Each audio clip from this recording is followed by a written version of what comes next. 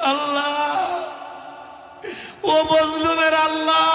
सुना है दिल जो टूटा हो खुदा नज़र मेरी आज जाना दुआ है ये माँ।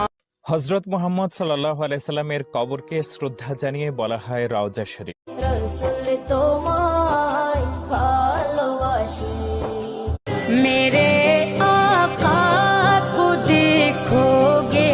হাসরের ময়দানে কত গাতার মানুষ হবে গো।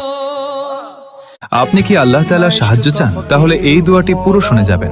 যখনই রাসূলুল্লাহ সাল্লাল্লাহু আলাইহি ওয়াসাল্লামের উপর এমন কোনো কষ্ট আসতো যা সহ্য করা অত্যন্ত কঠিন হয়ে যেত, অথবা কোনো দুঃখ কষ্ট তাকে গ্রাস করত, তখন তিনি তার পবিত্র কপাল সেজদায় রেখে আল্লাহর কাছে এই দোয়াটি করতেন। যখন সাহায্যের সব রাস্তা বন্ধ হয়ে যায়, তখন এই দোয়া আল্লাহর রহমতে আমাদের জন্য সাহায্যের দরজা খুলে দিতে পারে। আর সেই দোয়াটি কি তা জানার আগে হালাল বাণী